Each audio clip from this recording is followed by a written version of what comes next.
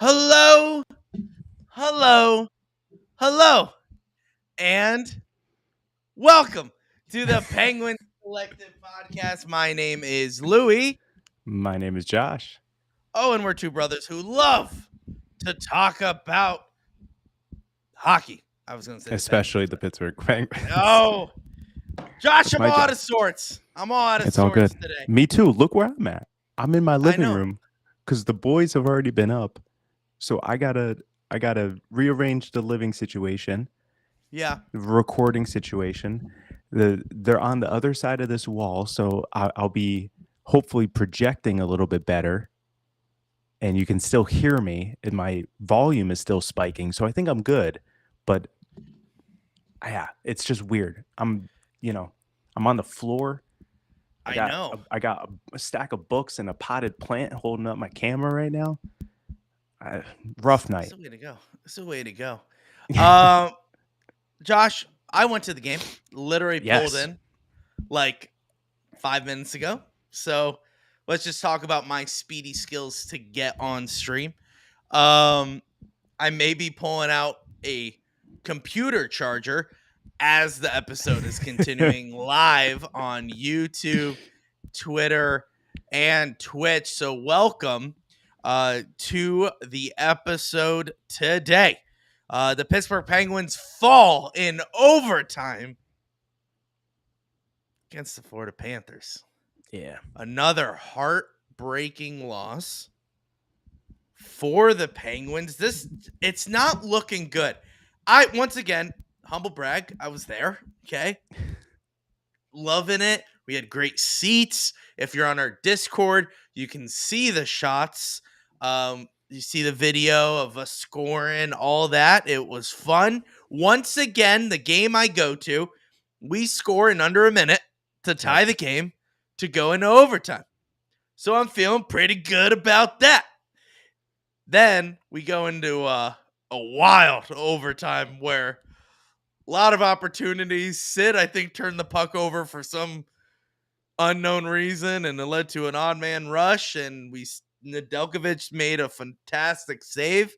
Yeah, that And poke then check was wild. wild. And the Penguins then go into shootout and somehow stay in it. But unfortunately, we fall to the Florida Panthers 3-2. So, NES, welcome to the chat. We'll get to that in a second. Yeah. But Josh, your initial thoughts of the game, and then we'll kind of do some housekeeping, and Yeah. then we'll intro our next thing. Sure, absolutely. So I mean, unreal game. Obviously, we had almost a week off again, so this is getting a little frustrating with all this. But you know, I don't know how to like summarize this game because like a part of me feels like this is kind of what I expected, but at the same time, it's just it's the Penguins at this point. Actually, someone put that in the Discord. Like I was literally like I was bombarded with all the notifications. I had to silence my phone for a little bit. So sorry for everyone in the Discord. But there was a point at the end of the game where someone put in there where I'm just numb to this. Like I have no emotion. Like this is just the way that they've been playing game in, game out. Like why am I expecting anything different? So, like the game itself was wild. I mean, we had so many power plays. I think we had 8. We were 1 for 8 on the power play. So that was a struggle. And our first goal happened under 2 minutes into the game.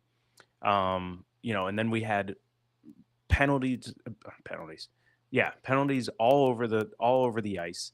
And then you had Chris Letang getting roughhoused. Malkin was getting in it. There was a whole bunch of guys just, going after everyone. And I was honestly surprised that Letang was able to keep his composure most of the game. That was actually one thing that like I've always been kind of 50-50 on Letang. I like him. I've always felt like he's done too much. He tries too hard. In this season, I feel like I don't know if it's him taking a step back to Eric Carlson, but I like the way he's playing this season, and super impressed with how he was able to just take constant roughing, constant punches, and just sit there. Now, I mean, we got a lot to do tonight, but I mean, now everything is in Kyle Dubas's hand. He made a trade. I don't think it was for anything that's going to have any type of impact on the roster, but No, I he mean, did something to do something. Yeah, this team, I'm starting to lose faith in, and we're at the All-Star break, and it's not a good sign because these last 2.5 months, if you looked at the schedule, brutal. There's no more weeks off. It's almost every other night and back to backs. So these old legs are going to be tired by the end of February. I agree. So I don't know. I don't know what's going to happen. I agree, Josh. Yeah. Once again, my thoughts always go back to that week-long break that we had for no reason, like a week ago or 2 weeks ago at this point. 2 weeks, yeah. We had a game, like it was Monday, and then we didn't have a game till like Sunday. So it was such a long break. That's the game. Those and we lost those games. But my point is, you should be refreshed.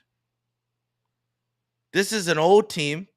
These are the games that you go, oh, okay, we gotta, hey, we have a break. Let's relax. Let's rest up. But like you said, I'm losing faith in this. We were there and we saw the stuff, but in between, after the whistle, while there's a TV timeout, a lot of chirping going on. A lot. There was a lot of Sid going over to the ref, a lot of Letang going over to the ref, a lot of Kachuk going over to the ref. A lot of stuff was happening. Everyone hates him. And he was going after people for no reason. No reason tonight. But starting to lose faith. We were there. And to get a 4-minute and 22-second power play tonight. Yeah. And not score. I feel like, to me, that's a mile marker to say something needs to change. But Josh, we can get more into it. Let's do some housekeeping, shall we? Guys, you have always seen me wear a different hat. All right. And in fact, we're just going to throw that on here so you can see that if you're listening to the podcast version, I put on our Shop Yins brand hat on. And you could get a cool hat like this. All right. You can get a shirt that says Trust and Dubas because we got to. He's got to do something. I have that shirt. I actually wore, just a side note, I wore that this past week, and I got stopped and asked who is Dubas? And I'm just like, you should say he's running. Not a Penguins fan, but you say he's running for president. Yeah. And they go, oh, all right. So, but 100% go on to shopyins.com. You could find awesome stuff like Trust and Dubas, like the Yins hat, so much others, including 2 of the TPC shirts. We have our logo, which is up here, right there. And then we have our sign out, which is always, as always, Let's Go Pens. You can find those at shopyins.com. And if you use promo code TPC15, you can enjoy 15% off your first purchase at shopyins.com. Once again, that's shopyins2z's.com. Another ad real quick is LouieLockerRoom.com. Once again, that's Leway, Leway, lockerroom.com, and you could find all your sporting equipment, your sport apparel, footwear, hockey gear, football gear, anything you think of when you think major sports equipment. Locker Room has it. They give you great deals. I'm pretty sure Josh is wearing a hoodie. He is. I was like, Yeah. oh no, bad ad. I forgot it for a second. I forgot what I was wearing. So Josh got this awesome New Balance hoodie from LeWayLockerRoom.com, and you can get other cool things for the best price. Josh went on there before we even got the ad stuff, and he said, oh my gosh, this is actually cheaper than anywhere else. He bought it on the spot. Stuff like that. Definitely go on LeWayLockerRoom.com and just shop away. Great prices, great stuff. Pittsburgh owned. Go to LeWayLockerRoom.com. You didn't give me any ads. No. I think we're done with the ads. Oh, okay. Now we're transitioning into. You scared me. I was like, wait. Go ahead, Josh. Our imaginary third ad. Yeah. No.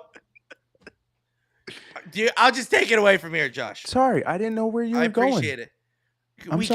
We got a special guest today. All right, you're right. Do you want to take it away? Yeah. I feel like I've been talking too much. So it's okay. I'll take it. Yeah, Josh, this podcast stinks. Go ahead. The whole thing that we've been doing with this podcast, we are the Penguins Collective. We are brothers, but we are fans of the Penguins. And we wanted to use this platform as a place where we can interact with other Penguins fans across the country, across the world. And we can, interact and, talk about the games. So one of the things that we wanted to do is start interacting with the fans that have been interacting with us. So tonight we will be having our first fan of the podcast, fan of the Penguins, joining us live.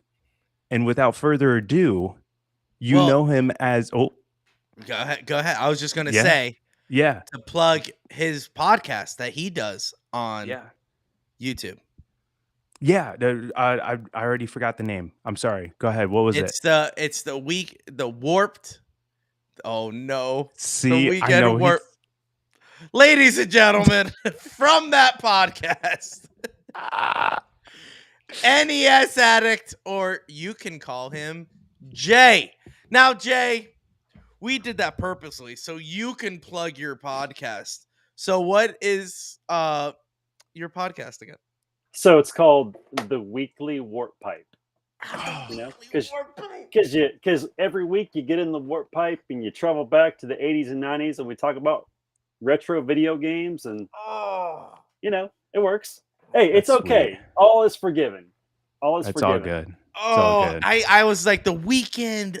I was like, it's not the weekend. I know, and I feel bad because when we were I was trying to get everything set up. Him and I were talking in the background, and he was telling me about it, and I'm just like, oh, that's sweet. And it literally, because I had the name. It wasn't like we were unprepared. We had everything lined up, and then when you're live, it hits different, ladies and gentlemen. So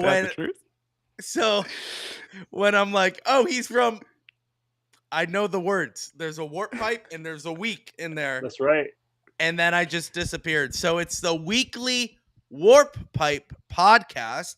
You guys are on YouTube, right? And you have your own YouTube channel, correct? Yeah, NES Addict. Been on for like 8 or 9 years. I haven't really put anything out in about a year, but if you like retro video games, it's it's a place to go.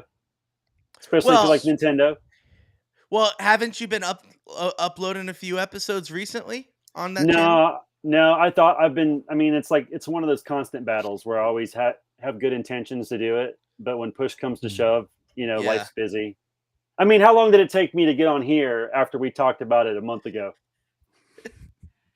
Yeah, but see, I feel like that's more of us than that was of you. No, that's on me too.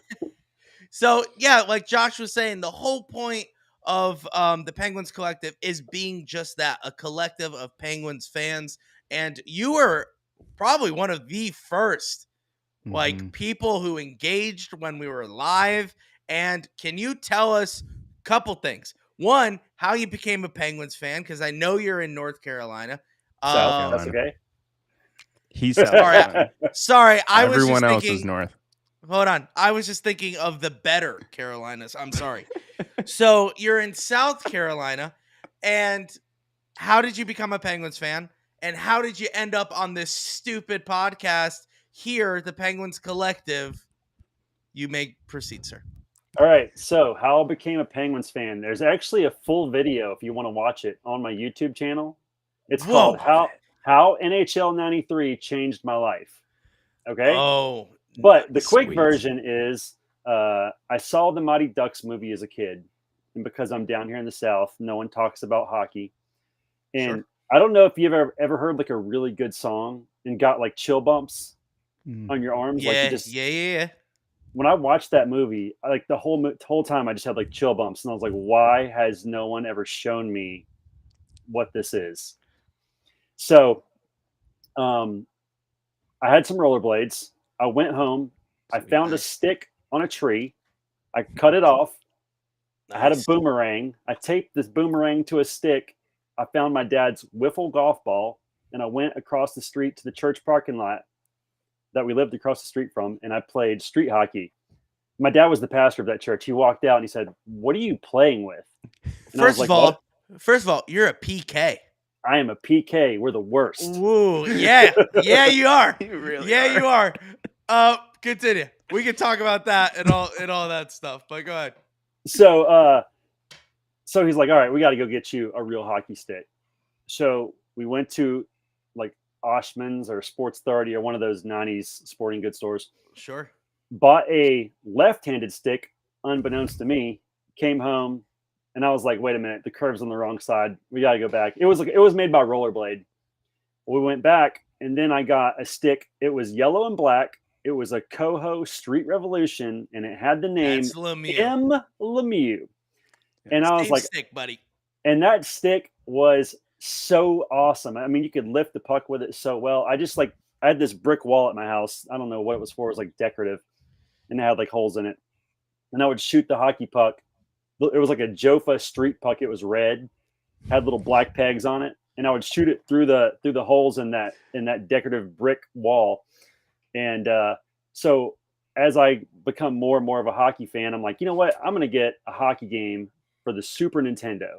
So I went to KB Toys, which you see behind me here. And I got NHL 93. So sports games are pretty well known for whatever two teams won the previous year. That's the teams they highlight the next year. Because Pittsburgh had just won in 92, the first two teams to pop up were the Chicago Blackhawks and the Pittsburgh Penguins. And it had Jeremy Roenick and it had Mario Lemieux. And I was like, oh, that's the dude with my stick. Or that's his name. That's got to be him. The colors were the same, the black and the yellow. So I started playing with the players on the game, and I learned all their names, like Jerome Jagger, like that's how you pronounce that. It wasn't until I watched an ESPN game that I was like, wait a minute. I mean, to be fair, that's if you read it, you're like, that's you're Jagger. Spot on. Yeah. So I'm surprised I didn't call him anyway. But so I started watching, every now and again when ESPN would air a game or a Sports Center in the morning, they'd always play the highlights. Sure. And keeping up with them in the newspaper, because that's what you had to do back in the 90s. And anyway, I always felt really robbed because I started watching the year the Rangers won in 94. And they had just won 91, 92, just a few years prior. So in 2009, when they finally won, I was like, amazing. It was like, that was the first year I'd ever bought like the NHL Network. So I think I watched 81 of 82 games in every playoff game.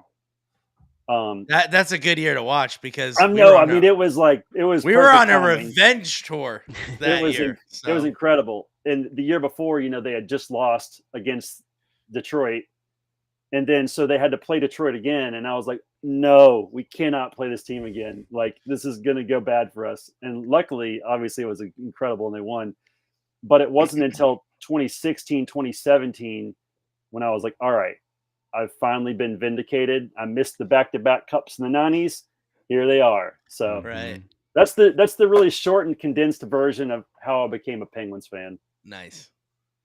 And how did you find this stupid Penguins podcast that we call the Penguins Collective? Because like I said, you were one of the first ones when we started doing these live episodes that we saw NES Addict in the chat. So how'd you end up on this thing? So I work at a church as well, but I do like lawn maintenance. So I'm always like in the yard, outside, like riding mowers and trimming stuff and whatnot. So like I have a lot of time by myself, and I have to wear AirPods because they have like the noise cancellation. Mm-hmm. So I'm always looking for podcasts, and I was like, you know what? I'm going to go down the rabbit hole of Penguins podcast. And you guys were one of the first ones that came up. And as soon as I heard hello, I was like, all right, here we go. This is going to get real. And so I started listening, and then found you guys on YouTube, and here we are. Nice. Oh, dude, I just can't believe I say hello in like every episode. Yeah. It's like a staple, you know. Honestly, it's not on purpose. You've kept it going for quite a while now. It's not on purpose, I promise you that. And it's funny that Josh had the same job you did of mowing church's grass. Yes. Yeah. It's actually a really awesome job. Nobody messes with you. Is. Yes. Yeah, I mean, I don't know about like your church where you're used to mow or still do currently or whatever, but I mean it's land. It's land, and you're on a tractor and you're there for a couple hours, and you just, like you said, no one bothers you. You get to just do it at your own pace. It is sweet. It is a sweet gig. So our church is like located. Well, actually, I don't even go to this church, which is funny, but I just work there. I go to a different one, but it's located like right in the middle of a downtown area of a small town here in South Carolina called Simpsonville, and it's like 3 city blocks wide. So there's tons to do. Mm-hmm. Nice. That's great. Yeah, that's great. So, Josh, do you have a question? This is not in relation to what you were just talking about, but you were talking about earlier about like your YouTube channel that you do with your friend is like the retro games. Yeah. I don't know why, but like when I saw NES Addict, I didn't immediately go to Mario or whatever. I went to Contra. Yeah. Have you played Contra? Because that was a game that we played with our dad growing up. We loved that. We used to play that for hours. So sitting behind me in this, I guess, red looking thing here, this shelf, there are about almost 400 NES games, and Contra is definitely one of them. Yes. That was one of the first games that when I got back into retro games about 10 years ago, I was like, you know what? I never beat Contra as a kid. Got to beat Contra. I know. We've never beat it. We've never beat it. We get frustrated because doesn't it make you start over? So we would be like, no, we're done. Like we hate it. We'd move on to something else. But that game, first of all, it was because of our dad. Our dad was really good at it. And he would play like one round or whatever. And then he would say, all right, you guys go. And we'd be there for hours. So Contra, is there a favorite NES game? I would say Castlevania and Batman. Kind of a Batman was on NES? Yeah, it was good too. Really? Yep. That just shook my world. I didn't know that. What was it like? Obviously it's like a platform game, but side-scrolling platform, kind of action, like you're punching enemies and shooting them with a gun, kind of Double Dragon-esque, but slightly different. Okay. Yeah. Oh, Double Dragon. Yo, that's a good game too. Yeah. I forgot about Double Dragon. Yeah. All right. So, all right. Well, I'll ask this just to keep on going on with the games here. What is your favorite Nintendo system? So I mean, I think that could be a dumb question because you're NES addict, but if you've played yeah, it with multiple consoles, what's your favorite? probably NES, but closely that's fair. followed by Super Nintendo. And That's the one we had, yeah. I think the Switch is actually really cool too. I think the Switch, first of all, you know what? I changed my mind. I have my favorite. It's the Wii. And I think it was before its time. Yeah. And I feel like it was revolutionary. And then it got kicked to the curb because they were working on the Switch. And I get it. But the Wii deserves a comeback. And I want to see the Wii. I love Wii Sports. I would play Wii it for Sports is hours. amazing. I can't stop playing it. I got the sport version for the Switch. It's not the same. It's not the same. I feel like Wii is probably my top one, and Game Boy. I feel like Game Boy is probably a solid. Which version of it? Probably SP. With the first time it had the backlit. And you could fold it like a flip phone because that's what was popular at the time. Right. And I was just like, I could carry this in my pocket. Like that was the whole attraction. And it was playing my Pokemon games all the time, playing Zelda, stuff like that. Josh, your favorite? Honestly, I like the classic Super Nintendo just based off of like that's what I grew up with. The Super Mario Bros. That was really the only game I played on that. But we played Aladdin a lot. Oh, Aladdin on Super That's Nintendo. a great game. That is a solid game. So good. And Lion King, I remember Lion King struggling and on that game's hard. That game is hard, right? That is really so hard. Didn't we play Power Rangers on there as well? It's very possible. I feel like We cycled through a lot. Now, like, because we grew up with Nintendo as well. I mean, we had the NES, we had the Super Nintendo, the N64, the GameCube. We sounds like you had them all. Yeah, we tried them all. And I currently have the Switch. I would probably say it's Super Nintendo followed by the Switch, just because I mean I love, like I also grew up with the PSP, the portable PlayStation. So to have that now in form of Nintendo, and then like Nintendo has those emulators where you can play the old NES games. You could play the Super Nintendo games, the Game Boy games, all that. I love that. It's so nice because, of course you don't get all of them. We're still waiting on Contra. But like you can get Contra on the Switch though. You know that, right? No, I've been trying. Where? There's a Contra collection, Konami collection. Yeah. I was going to say. So it's not. Oh, see, I've been waiting for it as a part of like the. You're talking about the little like where you can subscribe and they'll just load the games up. Yeah. No, this is like its own thing. You have to buy it off the eShop. Oh, okay. Well, I didn't even know that. Look at that. We are here learning things. Definitely learning things. Something that needs to be learned is how we can be better at the power play. Let's turn this into a hockey podcast. No. I love the chats. Now that we know how you found us, how you're a Pens fan, which is a great story. That's an awesome story. And then obviously we got into the retro gaming. Let's get into the topic of the night, which is the Penguins' downfall. What is going on? What would you say, Jay, is kind of the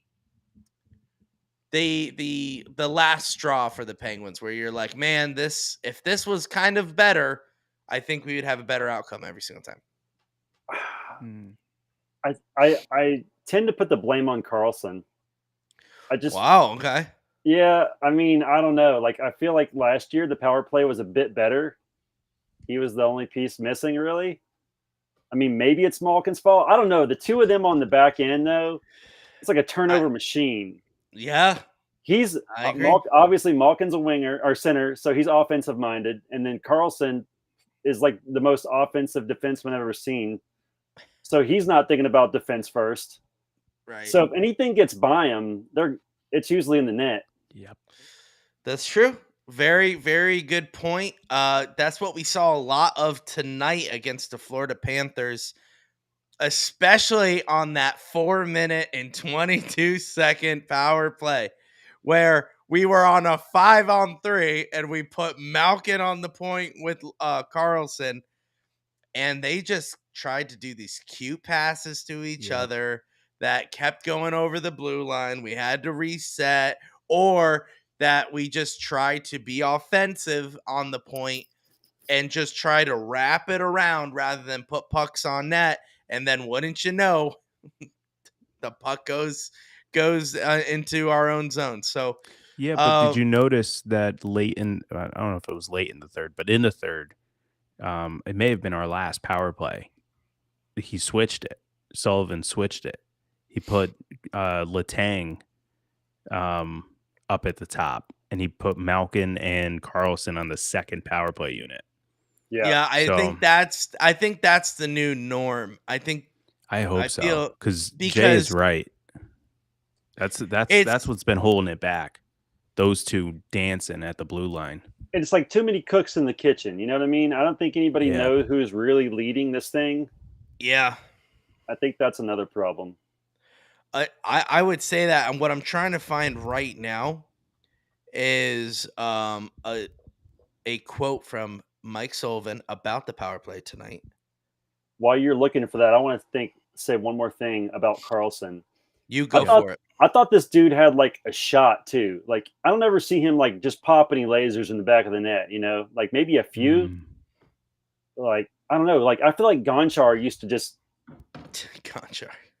destroy people with his shot. You know, he was a pretty offensive minded too, but yeah, but offensive in the mind of like, I'm a shoot on net and whatever happens, happens.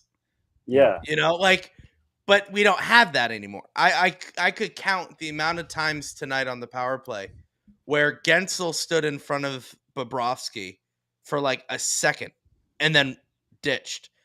And I'm like, no. You stay there. Let the shot come to you. I guarantee you'll get a rebound. We're getting half off shakes regardless. You know, like, I think that mentality is gone from the Penguins, and it obviously shows because the one thing you don't want to see on your power play is both your defensemen pinching every single play.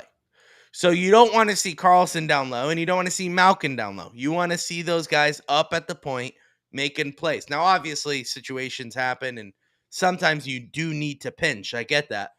But you should stay up at the blue line. That's your home. So I don't understand what's going on. Coach Sullivan on the power play, we had some looks that we didn't necessarily finish on. We made some tweaks down the stretch there, and at the end with some different personnel groups. I don't know where we'll go moving forward, but we'll discuss that. We'll discuss that as a coaching staff. Yeah, no. I love Mike Sullivan, but he is so vague. I don't like it when he talks to the media. Because with the injuries of like, oh, what happened? It looked like he had a broken hand. I don't know. It's a upper body injury. Jay, go ahead. I was just saying upper body, lower body, upper body, lower body. Oh, That's what you're gonna get. 100%. Or they'll say, is there any improvement? And he goes, I don't know. The doctor hasn't looked at him yet. Knowing that he definitely did. You know, like, so whatever on that. Mike Sullivan is very cryptic. And he is cryptic once again with the power play. We will discuss that as a coaching staff. I hope this conversation with the coaching staff is how are we going to replace Todd Reardon after we fire him, because there is no way. I just, once again, humble brag. Sorry, I was in the arena. We were booing. I don't know if it came across on the TV. It came across on the stream. Yeah. We were booing the Penguins on every power play. Obviously, besides the one we scored on tonight, but it didn't even matter. The power play was almost over when we scored on that one anyway. And for the Penguins, the Penguins fans, we were just booing every opportunity we could because they just don't have it. I heard a lot of people around me saying like, why isn't Sid scoring? Like, and you're like, yeah, it is that simple, isn't it? Because should take be. away a power play, Sid's on fire. Did you see that final pass to Malkin to end it? Why can't we do that on a power play? Right? You would think it would be easier. And Josh, go ahead. And like what I was just gonna say is that like that last goal is exactly what Donnie Harkins was talking about when we had him on and we asked him the same question. And he said, pepper the goalie, put a man in front, there's gonna be a rebound, and you bury it. That's exactly what happened on that play. There was a shot, it fell to Sidney Crosby in front, and he passed it back to Backhanded. Malkin. He was right there.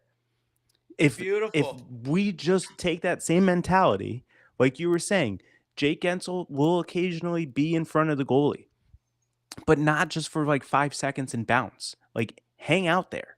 That like there will be a rebound if Carlson and Malkin ever shoot it from the blue line, and just whip it around or find the guy in the back door. Something's going to be there.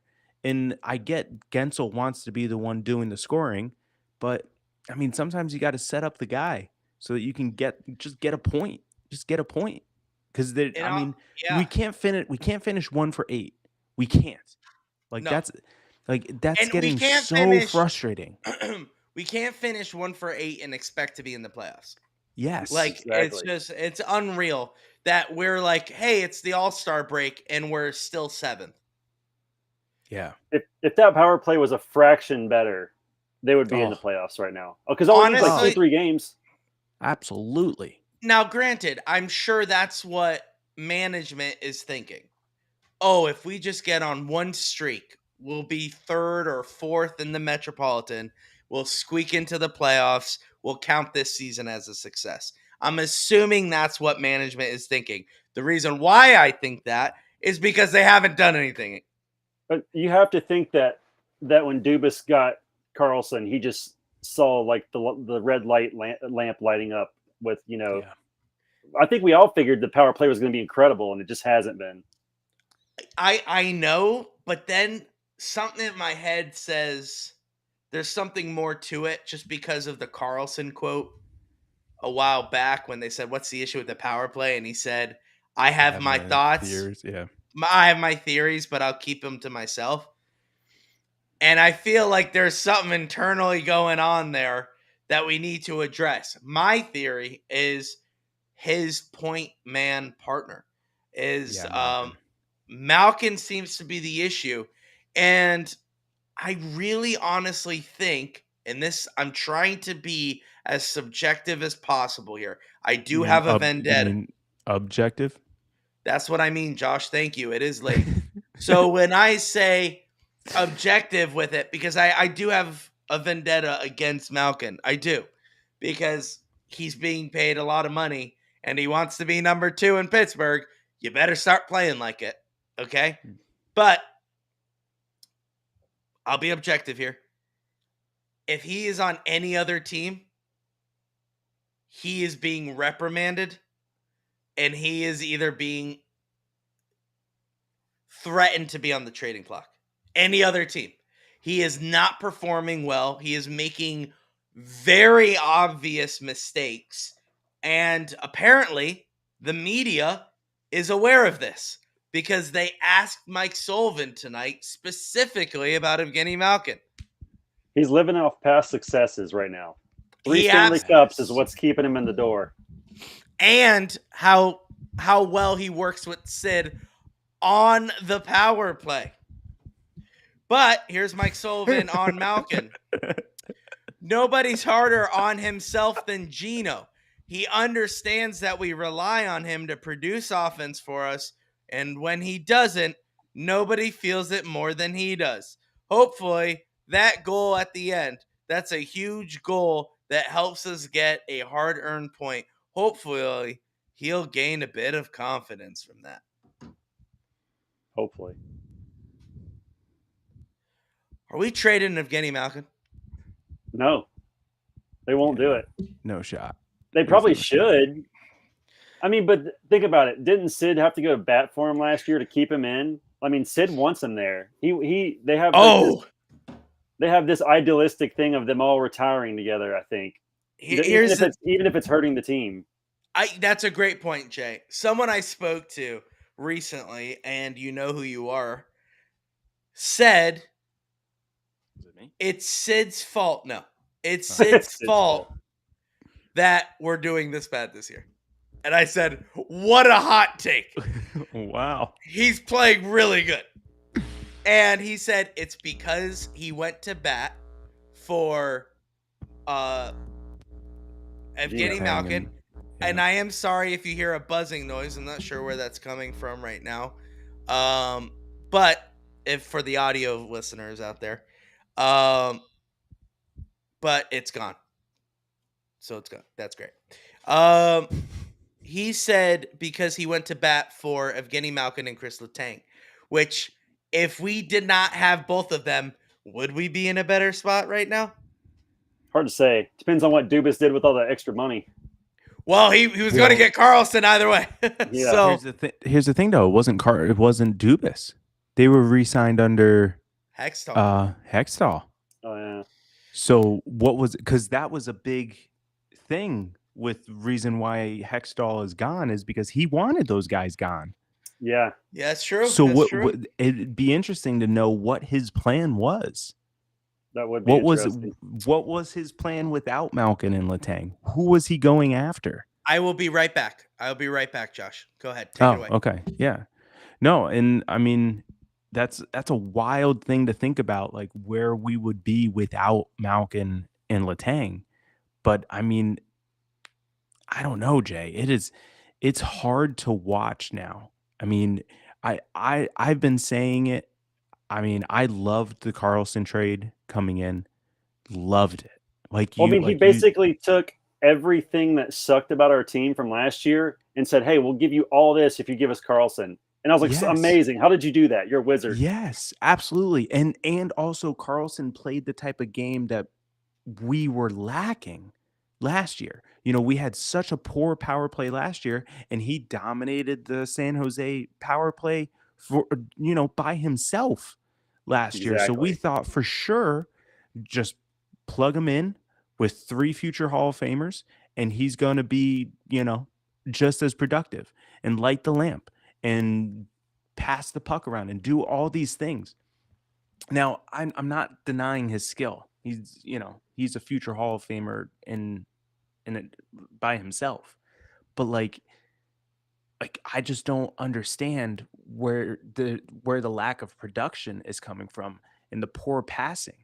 And I think you nailed it. It's the quarterbacking by Carlson that I think is hindering the play of the power play. And I don't know. Do you switch at least just him and Letang for now, and bring in the power play that way? Maybe. I mean, I feel like it's him and Gino like doing like this co-ownership of who's the boss back there, and I think that's the problem. Like I almost feel like if you put Letang on the back end with Gino's probably still gonna, pass it out to everybody. And Letang can play a bit more defense, and then Carlson could have his own power play to run on the second line. I mean, I would try it if I was Sullivan. I mean, what do you got to lose at this point? Exactly, and that's like he tried it at, like I said, like the last power play, but he switched both Malkin and Carlson. Right, and they're the problem together. Exactly, you got to break that up. Break that up.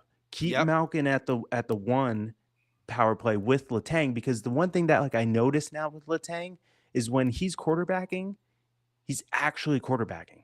The passes are being made. Carlson is holding it. And then he tries to get cute, like we were just saying with Malkin. And it's just, there's no need for that. So just like you said, I think, Jay, you nailed it. Let him just be the guy on power play 2. Just let him be the guy, because who's down there now? Raquel? I mean, the it can't guy? be that much different than the lineup that was in San Jose, and he was lighting it up then. Yeah, you ain't I kidding. mean, it's true. Now, did Carlson get a point tonight? I don't think so. No. That his point streak of 9 games comes to an end. See, and like that's what's annoying is that, like, I was just saying, like, while you were away, like, where's the production? The fact that I didn't even know that he's on a 9 game point streak. 9 game point or streak? at least an 8 game point streak coming into his 9th game. Like, so that's ridiculous. So the numbers on paper, he's producing. Yeah. Right. But as Josh always says, he doesn't pass the eye test. Right. Same thing with Malkin, right? I don't think he's passed the eye test for a couple years now. Yeah, same.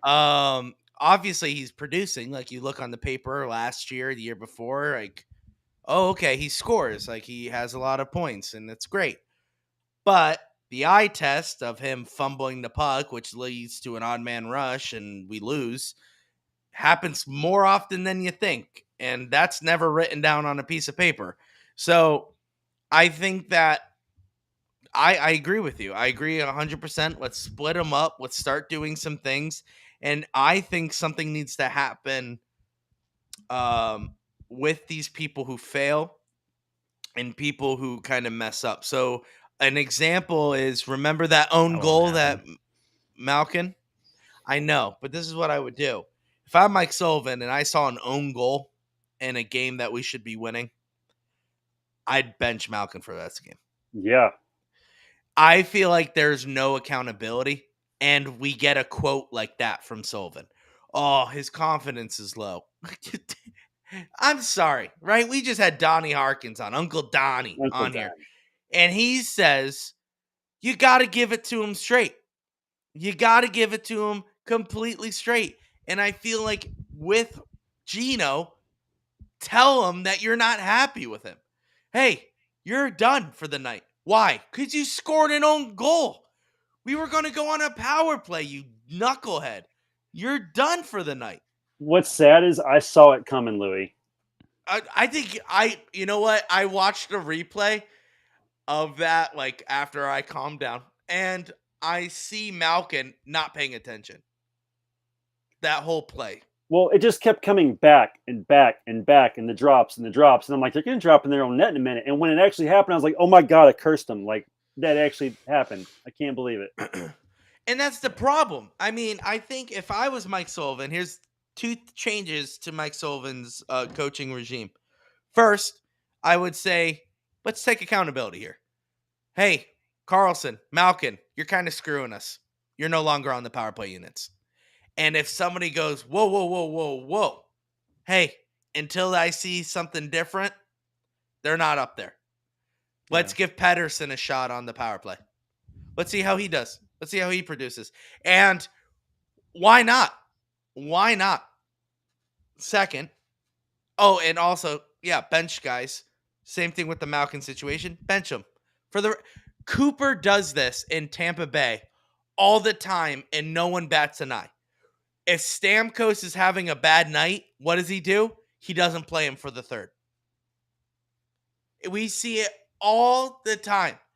They have accountability, whether you like it or not, in Tampa Bay.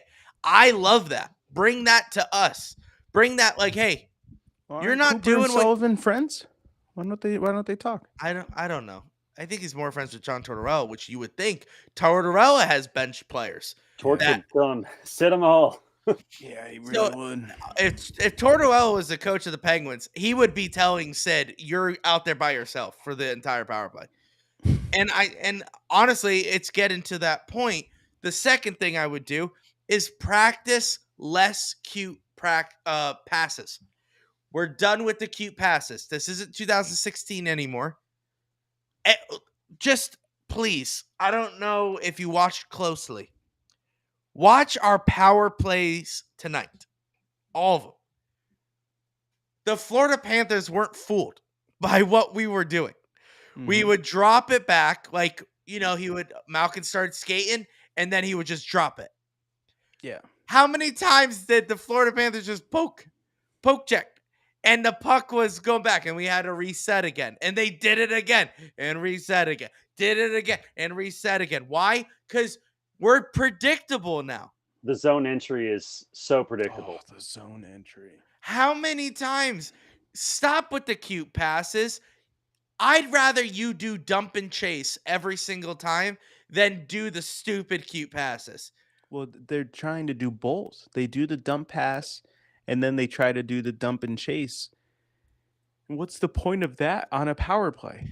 So here's how the I Penguins don't do it. understand it. If they can't come into the zone directly, what they'll do, they'll wrap it around, and either the winger will let it go back to the defenseman. Mm-hmm. Every time, whether it's on the right side or the left side, it will go back to the defenseman. Defensemen will go back and forth with each other, and then one of the defensemen will cross. Spoiler alert, when they cross, that's the cute pass alert. When the cute pass happens, oh, is that a 2-on-1? Is that a 2-on-0? How many times did we see that tonight? Stop with the cute passes, fire Todd Reardon, and start actually playing fundamental hockey. The Penguins have not played fundamental hockey for a very long time, and it shows. We talked about it. There's no one in front of the net when their puck is being shot on goal. No one's in front of the net. No one's blocking shots. No one's taking the puck and holding it and waiting to see. I saw that in overtime, and everyone's like, what are we doing? I said, no. This is good. This is a good reset. I like this. But we don't practice that when it's 5-on-5. We don't practice that when when we have a power play. Mike Sullivan's got to change a few things. We mentioned it earlier, Josh. We're starting to lose some faith in this season. And with that being said, Jay, what's your overall prediction? Are the Penguins making the playoffs right now before the All-Star break? Are the Pittsburgh Penguins making the playoffs this season? No, I don't see it happening. And the worst part about it is Sidney Crosby at 36 years old is wasting this season. It's an incredible season he's having. Like, to be as old as he is, I mean, he's killing it. Like, he's blowing Ovechkin out of the water, Malkin, like all these guys that came up together, and Sid is still doing it. And I hate that he can't. I mean, me and Josh were talking about it earlier, that actually you might have been here too, but about Crosby ruining his own season by sticking up for Malkin to keep him in the game. Yeah. I don't know, man. I hate that he's gonna probably play the rest of this season, have incredible numbers, and they're still not going to do anything. I mean, I keep thinking, okay, this week it's going to get better. This week we're going to get back in. March is coming quick, you know? Yeah. So that's where I was going to go next. Is that if you don't think we're going to make the playoffs, and you just said March is coming quick, does that mean we're going to be sellers at the trade deadline? And our friend Angry Boots boy, Jake Gensel, is he gone? Is he gone? I don't know. We're not a better team without him, you know? Yeah. So that's and what do you get for him? But also you can't risk losing him, because then you're pulling John Tavares, leaving the Islanders, going to Toronto for nothing. If we're really, really close, which we've been all season, just a couple points behind, which is the hardest thing, is because it just gives you that little bit of hope. Maybe they'll catch up. Just a couple wins, just string together a couple wins and we'll be back in it. I don't know. I feel like unless we just know we're out, even if we're close, I feel like Dubas will try to do something, because I think he's trying to appease Crosby. Yeah. So I don't know. It's hard to say. Yeah, that's fair. What do you guys think? Josh, go ahead. Well, I don't know. I've been thinking about it all week, and I'm not gonna lie. I was gonna say stuff tonight, but I think I'm gonna save it for tomorrow, Jay. I'm sorry. Fair enough. I know you're on, but I think I'm gonna save it for tomorrow night because it'll be right before the All-Star game, All-Star break. I kind of want to see how we play tomorrow because I think tomorrow will be the ultimate either nail in the coffin or just the writing on the wall. Because I don't know. I'll say something, and then I know I'll say it tomorrow as well. So I don't care. I'll be a broken record, but Jake Ensel's already mentally out. I think I officially saw that. So yeah, that's what I was gonna say too. Oh, okay. All right. Well, what I think is, especially after that's why that, I just wanted to see. I wanted to see how he was tomorrow. He was playing well today. Yeah. But he's not playing well for the Penguins. He's playing well for himself. Yeah. What the next contract is. He is here. Okay. You always have to take context and to everything you read into. So if I didn't see an interview between Dubas and Josh Getzoff, and he say we're looking for the best possibility for both parties, the Penguins and Jake Ensel. As soon as I hear that, my brain goes, he's gone. He's traded. Because why would you say that because if you were going to sign him, what would you say? You would say, we're working on numbers. That's right. He's trying to meet in the middle. Meet in the middle. But what he said was, we're trying to find a avenue that works for both parties. So as soon as I said, so it's not a number. Right. He's trying to figure out a place where Jake Ensel wants to go. Right. What do we get for him? Right. So, and I think that's what you were referring to with the Jonathan Tavares, where we're not just trading away Jake Ensel for draft picks. What we're doing is trading away Jake Ensel for someone who can kind of help the team. So who is that? Who is that suitor? Everyone is pointing towards Vancouver. At this point, I'll just take draft picks. I don't care. Because John Tavares left for nothing. He left in free agency. That's right. Oh, yeah, that's right. So I'll take draft picks at this point. Like I don't care. Like if we're gonna lose them, then get something for him. Who was the player in Vancouver that they were trying to get rid of at the beginning of the year? It's not JT Miller. It's not Brock Besser. It was Brock Besser. Was it Brock Besser? No, he was last year's trade deadline. I need to look and see. I know who he's talking about, and they started benching him. It starts with a K, I think. I think it starts with a K. I want to say Kucherov, but Kucherov is no, definitely not Kucherov. But I think it starts with a K. I'm gonna find it and I'll tell you who I'm thinking of. But the only thing is I've seen Vancouver be circling around, and I've seen the name that I think Jay is referring to.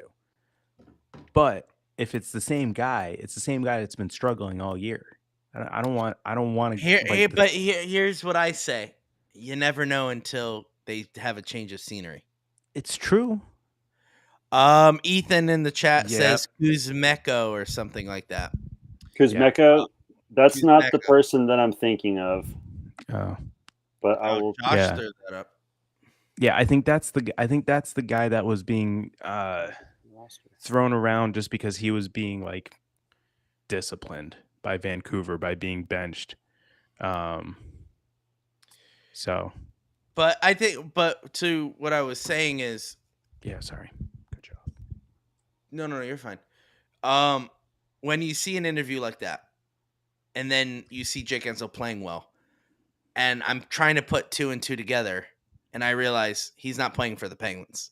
He's playing for.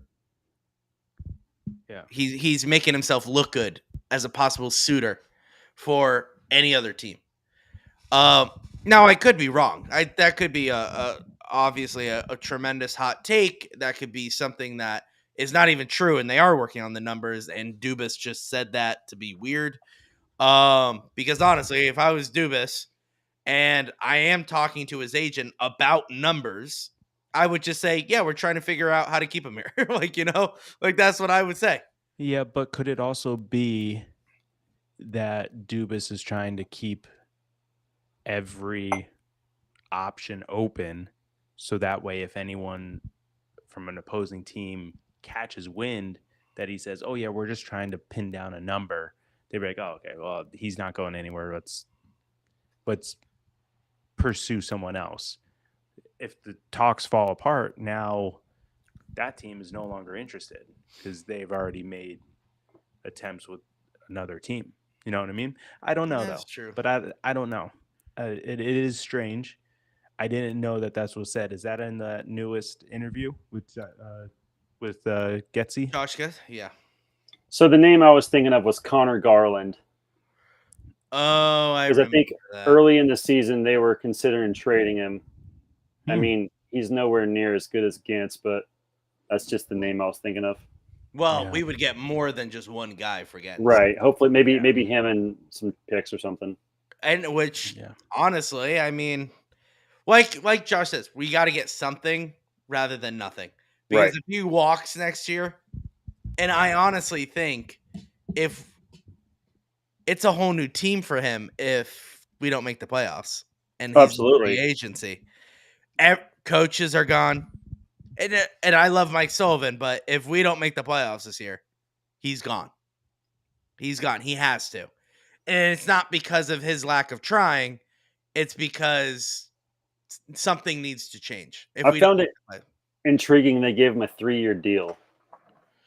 Like I That felt a was little long. no, I think that's good because you want to give him time to bring it back. And I think that was last year when Dubas first came in. So is he on year 2 or is this only year 1 of 3? year 1. Yeah, Who's that? Sullivan. Sully. Because Dubas re-signed him for 3 years, Right. correct? Yeah. Hmm. Yeah. So he's on his first year contract. And I think, but once again, he could sign an 8-year contract. And if we don't make the playoffs, he's done. You know what I'm saying? Like, and I think that's well known. I think everyone knows that. So if Gensel is thinking, hey, should I leave Pittsburgh? Well, let's look at it. If we don't make the playoffs, Sullivan's gone. The whole coaching staff is gone. Only the core will be left. Who knows? All these guys on the one deals are going to return. Right. Probably It's not. going to be the same team. Am I going to be riding a dead horse for the next 8 years? Well, he wouldn't probably get an 8 And year. he's still young enough; he could chase another cup pretty easy. Oh no, of course. He's in that right He goes spot. to the right team. Yeah, of course. He's in the right spot, especially his age. He's 30, so he could win if he goes to a cup contending team, he could for 100%. So, But can I just like the one thing I just want to touch on is just all the other like we did temperature. That was a J original. Yeah. So yeah, we did that for a little while, and I don't know if you've been paying attention the last couple of weeks with everything that's been going on, even more about Jake, and everyone is saying like, you know, there's a whole bunch of fans that have a whole bunch of following that say, you know, you're crazy if you think the Penguins are going to trade Gensel. And my response has always been, it's a business. Like, I get it. You can be emotional about these guys. And, you know, we were last offseason when we re-signed Malkin and Letang and Rust. But, like, at the end of the day, if there's no communication and there's no knowing of him re-signing or not, I'm sorry, Jake. But, like, I got to think about the team without you. And if the team without you, if we're going to have the team without you next offseason, I need to have some ammo and some, you know, assets moving forward. Mm-hmm. I mean, players I love come and go every year. Absolutely. Absolutely. It's a complete new bottom 6 because of it. Hey, Josh, I am crowning GM upon you. It's a business. We re-signed Malkin. It's not working out. How long do you give it? So like his is tricky because obviously he has a no trade clause. and he still has like term on his contract. So like realistically, he's not going to agree to any trade. It won't matter. Just to be honest. Yeah. So like that won't work. But like if you're going to end up being sellers of Jake Gensel at the trade deadline, I think you also have to take, offers on other people. So I think besides the core, everyone's for sale. Yeah, I think you entertain everyone, and Everyone. as ridiculous as it sounds, Pedersen, if someone wants to call on him, Who's your non-touchables? Only have one. Yeah, Sidney Crosby, right? You can Yes. say one, but realistically, if you want to keep Crosby, it's the three. It's Crosby, it's They're like a Malkin, package. They're like a it's package Letang. deal. Yeah. So like if you want Crosby to retire a Penguin, you keep those other two. But here's the wildest one that I don't think anyone's ready for. If we're gonna sell Gensel, that means we're giving up on the season. Don't be surprised if Carlson is gone too. Because he wants another cup. Exactly. Why did he come here? To win a cup. And if we're trading away Gensel, that means we're giving up. Well, and I'll tell you, he's clearly frustrated. Clearly. I mean, I think he loves playing with Sid because what I've noticed, when he plays with Sid, they are fire together. Yes. But I don't think he likes Malkin. Yep. I don't think he likes not playing on line one. Which, granted, he deserves to be on line one. I know we have nostalgia for Letang. I told you from the jump. He deserves to be line one. Letang deserves to be line two. So, Letang in one. I'm kind of with you. Yeah. Wait, who are you with? Josh? Josh, yeah. I think I'd rather see Letang and Pedersen in the front line. I told you from week one. Hey, who has more points, Letang or Carlson? Doesn't matter. Who's the better player this year? Who's got more goals against? Yeah. Actually, you know what? It's funny that people say that because I think that is one of the most ridiculous stats for hockey. Because Crosby, for his entire career, has like negatives. Okay? Oh, yeah. Sure. So you can't say, "Oh, well, he's goals against and he's a negative." Okay. Crosby, but he's also not a defenseman. That I get, but also it's the eye test, Louie. It's the eye test. Okay. Well, Letang has a bad eye test too. I don't know. Slightly. I see a lot better. It's slightly better, but it's not good. It's not a cup contending defenseman tandem. But that's what I'm saying. If you're selling, why not? He wants a cup. Get assets in return.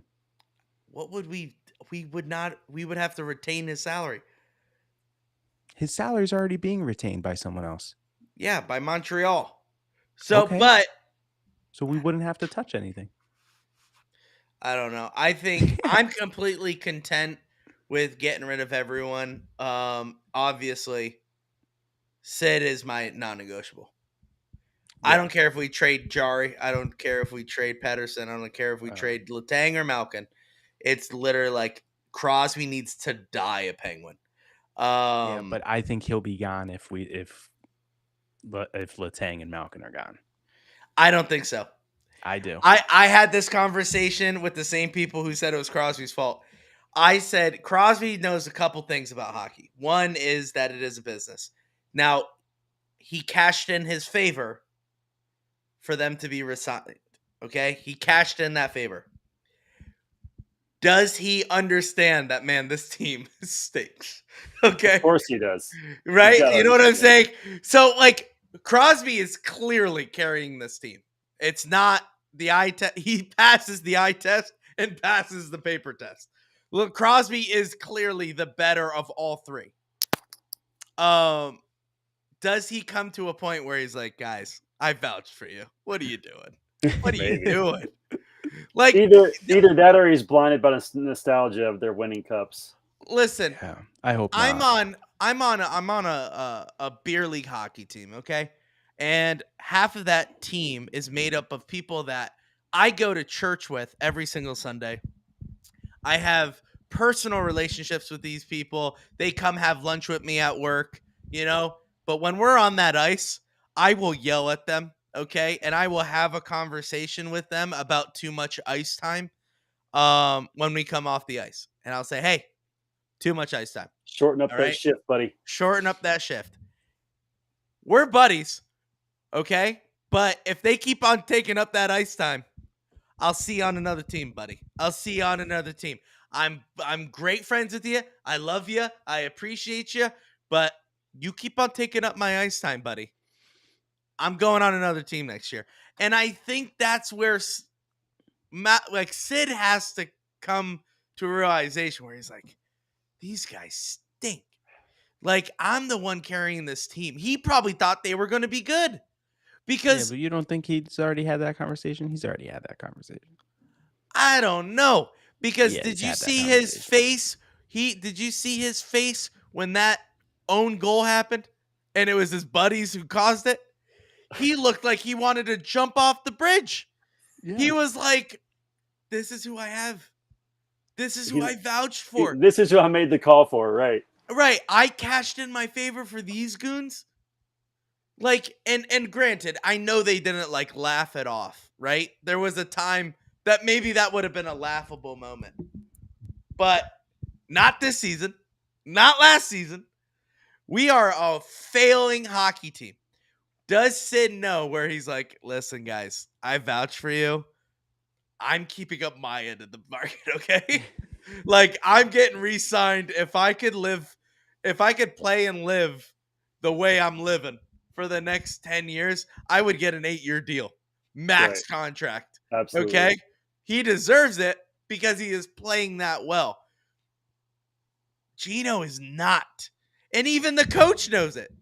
The coach knows it. The coach is like, yeah, he has no confidence right now. We're paying him how much for how long? And he's not feeling it right now. That should be any other team. They'd be gone. They'd be gone. They'd be on the trading block. The Flyers did a purge years ago. Remember, it was the Claude Giroux. That was the whole situation. Who, that other guy that they had A bunch of guys, yeah. But all those guys, they didn't want to go through a rebuild. Crosby's gonna have to come to that point where it's like, hey, am I here for a rebuild? Because I don't know. Yeah. But so Malkin has 16 goals, 23 assists for 39 points. Crosby has 27 goals, 22 assists for 49 points. I mean, Malkin's numbers aren't terrible on paper.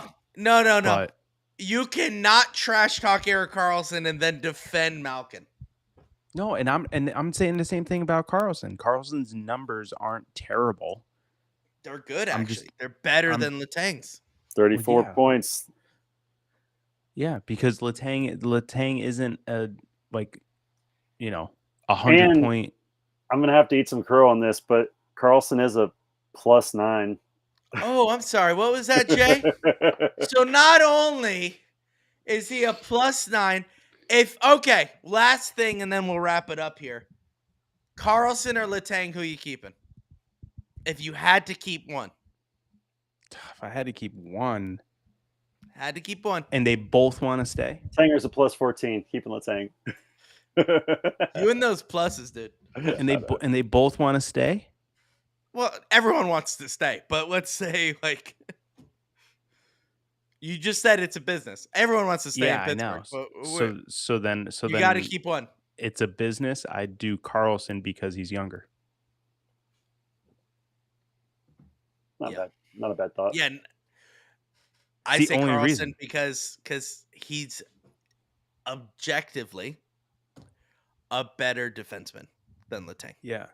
And I'm also and I'm not saying there's not nostalgia. Like, I love Letang. This is not a I hate Letang day. This is, if I I thought had he to was choose great one. tonight. No, he was. I'm not saying he's bad. Yeah. I'm just saying, like, I'm coming to the defense of Carlson. But I honestly do believe that Letang should be on the second line. That is just my opinion. I don't think he's bad. I'm just saying, if I have Erik Karlsson, I'm putting more trust in Erik Karlsson than I am of Letang. That's Agree to just disagree. me. That's fine. That's fine. But all I'm saying is, if I had to choose one, I'm picking the better objective defenseman who's won Norris trophies, who has scored over 100 points, who knows how to quarterback a power play. That's Carlson. So that's all I'm saying. Now, remember, 8-point streak that just ended tonight. Or was it 9? Not 9 games. It was 8 games. This would have been the 9th Oh, game. 9th. Okay. Hey, can I say 2 things real quick while I'm thinking about it? Go for it. Actually 3. 1, do you think Jake Gensel wants to stay? Okay. Oh, okay. Quickly, yes. You think so too? Okay. I think first of all, I think Jake Gensel is the same mindset of Sid, where he's like, if I could play one place for my whole career, it'd be great. You think that means more to him than chasing another cup somewhere else and maybe making a few extra bucks? No. No, I think to him, it's the desire of being wanted. I will say, I have a feeling that he thinks that Dubas doesn't want him. I think what happened. I disagree with that. I think what happened with Jake is, dude up in Toronto. Oh my gosh, like William Nylander. Mm-hmm. Comparable numbers. He just got paid. You know, so I feel like if they come to the table with anything less, he's going to be like, I want that William Nylander money. And we're not going to give it to him. No offense. We don't have. We can't. And I think he knows that. I don't think he's dumb in that sense. Like, he definitely is aware. Like, max, he's probably getting like 9 max. That's what I would think too. Yeah, like, he knows that. I think whenever it comes down to something, I will take a quote from Kirk Cousins. Okay, as everyone knows, I am a Minnesota Vikings fan, and right now we're in a very dark situation of, we don't know if Kirk Cousins is coming back to the Minnesota Vikings. And everyone asks him, well, would you take a hometown discount? Would you do this? Would you do that? And he said, of course, I'm willing to take less on the money, but it's not about the amount of money. It's about what those dollars represent. It's not about the amount. It's about what they represent. So I feel like that is a Jake Gensel situation. That's what I'm saying. That's what I'm saying. No, I agree with you. But you said if he's probably, Dubas doesn't want him, and I'm saying I think he does. Yeah, and I'm not saying that he doesn't want him. He's a talented hockey player. Of course, he wants him. But what I'm saying is that they don't match in mindset when it comes to the value of the value of the financial side of the hockey player. I think on ice, Dubas wants Jake Gensel. But now on the contract side, he's got a different vision. He wants Jake Gensel. Jansen Harkins, yeah. Exactly. So I think that's where the desire of attraction between the two may differ. I'll give you that. I'll give you that. Yeah, right, sorry. Wait, long-winded. Yeah, I said long-winded answer, but no, that's okay. The other thought was, Nedeljkovic gave us every opportunity to win tonight. Even with that breakaway, he came out with that crazy save. Yeah. That was incredible. I mean, he only let in 2 goals, obviously, up until the shootout. Do we try to keep him, or do we use him as a trading chip since so many people need goalies? Josh, can I take this first? Yeah, go for it. The only reason why we're in the position that we're in right now is because we have great goaltending this season. Jari and Nedeljkovic are one of the best tandems in the NHL, and that's not being biased. That's just statistically, they are in the top 5. They're the only reason why we were in this game tonight. Only reason. Nedeljkovic played out of his mind, and Jari played out of his mind. Now, granted, they have off days. Everyone does. But Jari Lee ties the NHL with 5 shutouts. Incredible. It's a no-brainer that we have a very good goalie depth. Not only backup and starter, but AHL. We have Hellberg, and we have who is the other guy, Josh? It's like Lindholm or something like that. Yeah. Thank you. Lindbergh? No, it's Blomqvist. Thank you, Blomqvist. Those are good goalies. We have depth.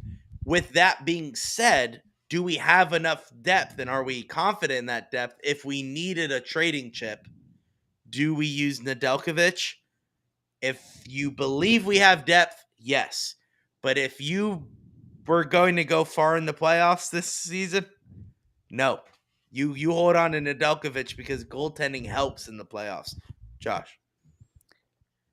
So 2 months ago, I would have said yes.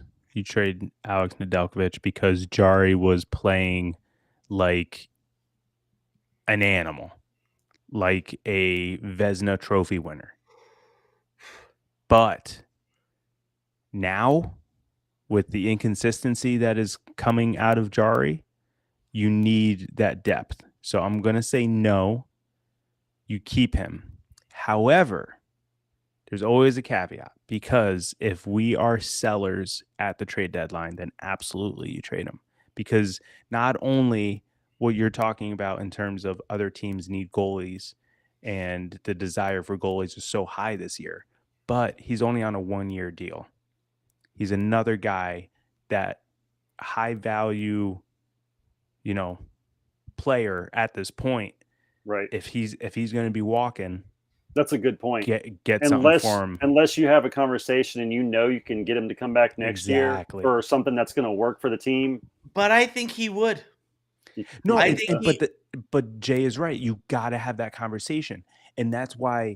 Who knows what's going to happen? Who knows what's going to happen during the season? And what's frustrating is that like a lot of hockey players, they do not like doing contract negotiations during the season. And that's so like, I get it.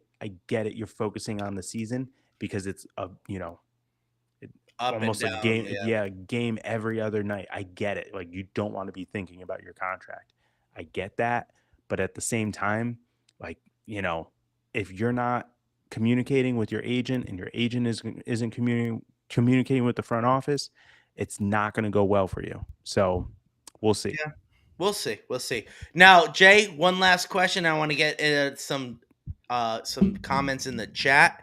Yeah, and then we gotta go to bed. And then we gotta go to bed. Go ahead. Oh, sorry. I think I asked both my questions together, so I'm done. Oh, okay. Gotcha. But yeah, really good questions. I honestly believe we have to wait until after the All-Star game to actually consider any of these. Once again, this goes without saying. Do I want anyone to get traded? No. I love Jake Guentzel. I love Nedeljkovic. I believe in this roster. But my belief can only go so far when we play a game like tonight. And we still have an entire month before we get to the trade deadline. March 8th is that Friday. Yeah. Who knows if Malkin decides to go, I guess I'll play better now. And all of a sudden, our power play picks up. And all of a sudden, we find ourselves third in the Metropolitan without any changes. This whole conversation becomes different a lot faster. So, listen, our official statement of the podcast is we do not want to trade Jake Guentzel. We don't want to trade anyone. We believe in this roster. We believe in the coaching staff. And we believe this team could become a playoff team. But the product on the ice is not that. Is not a good hockey team. Okay? So, that is the reason why we say trade Jake, trade EK65, trade Nedeljkovic, trade Pettersson. Because right now, they deserve to be traded. Okay? Because if you're going with a business mindset, you have to look at that in this sense and go, what's better for the Penguins down the road? Right. Because we stink. But if the Penguins change anytime soon, we are looking at a playoff team, and then we go, yay, we won this season. Even if we get swept in the first round, we could say, at least we made the playoffs. So, and then Jake will walk, and then we'll be like, we probably should have traded. No, I'm just kidding. All right, Brian. Okay, Brian in the chat. Coming in hot late in the game. Okay, I appreciate it. Let's talk about it really quick, and then let's go to bed. All right, Brian comes in 3 times. Okay, welcome to the chat, Brian. Appreciate it. Let's see what you got to say. He says, trade Jake. Team will not compete again in the Crosby era. This was a great run, but it's over. It continues. Honestly, trade Erik Karlsson. Get his salary off the books and rebuild. It was a great trade, but just a little too late. I do agree with that point. Good, continues. This is the worst power play in franchise history with a 13%. Who would have thought? So, Brian, you clearly want to trade Jake, but I feel like you said something that was wild, dude.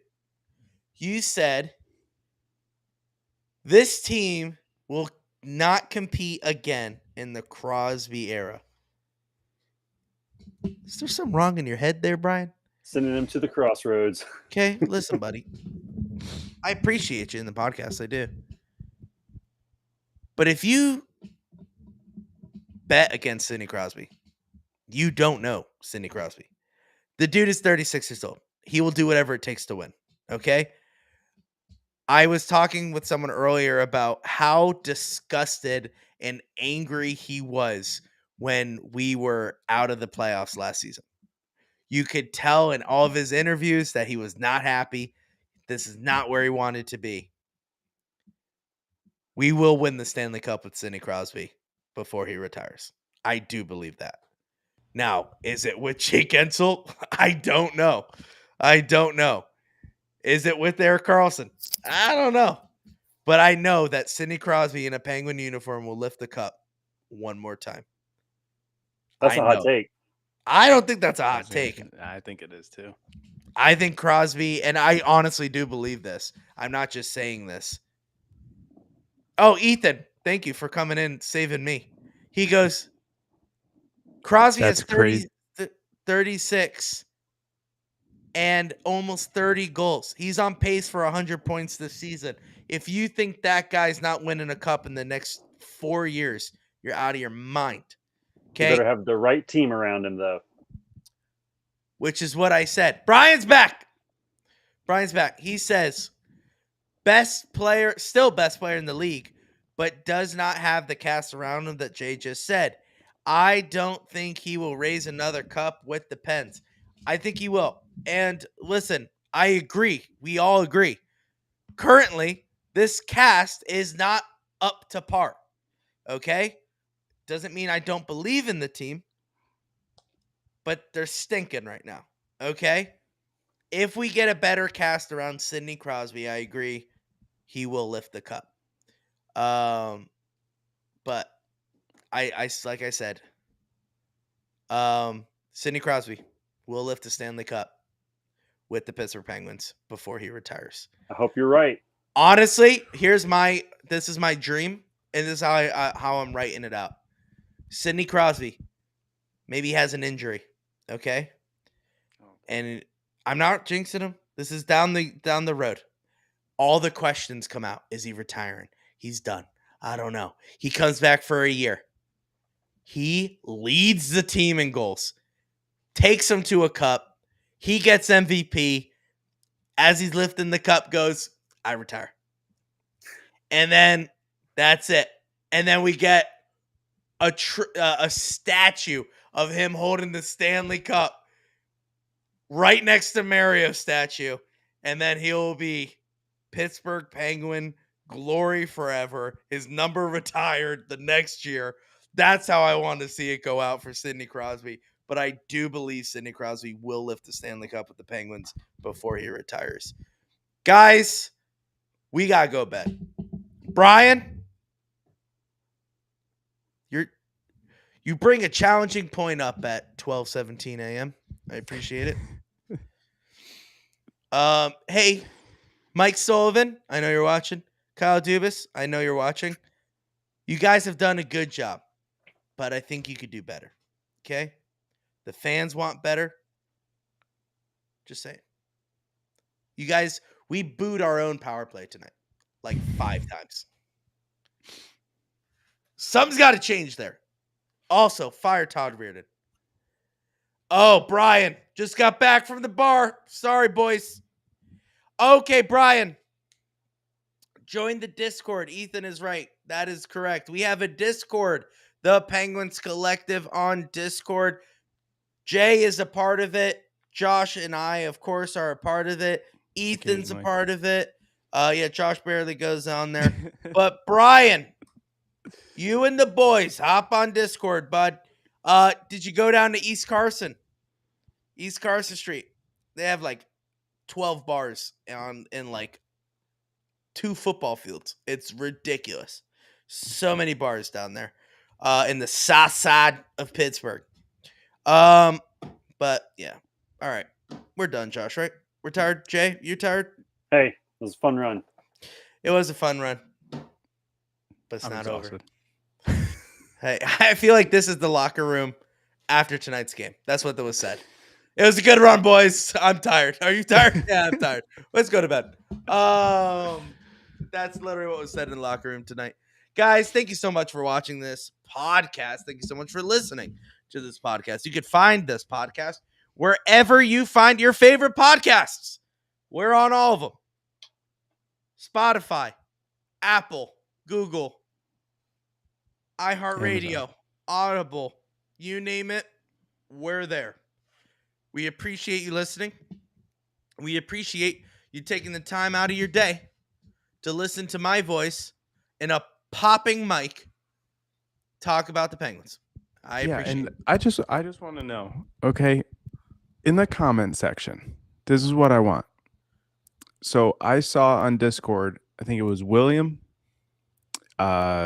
Shout out. Angry Boot, Shout out. and Caitlin, whatever she's going by right now. They all said they were going to listen tomorrow. Please comment if you listened to this entire nonsense that we talked about today. Oh, An what do you hour want and them a to half. comment? What do you want them to comment?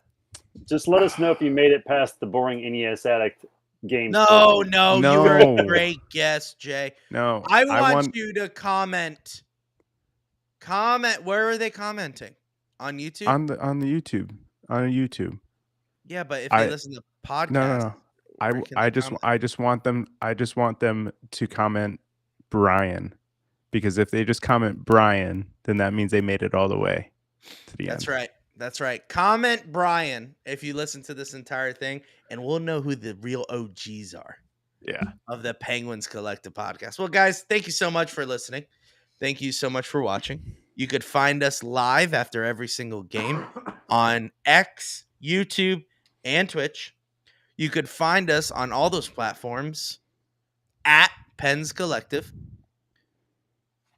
Thank you, Jay, for joining this episode. Hopefully, we can get you on again. And we'll get some other guys too. We get some other guys. Whoever's up next, look at that. Go Pens.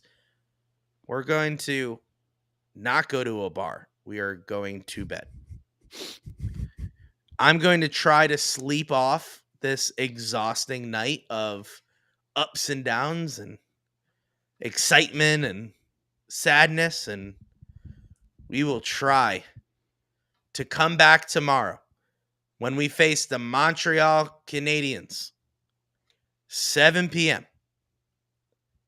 Saturday night. Oh, looking for a win. this out. Iceberg's head's coming back, baby. I will wear Iceberg's head once again. I promise. Guys, thank you so much. Jay, as always. Let's go Pens.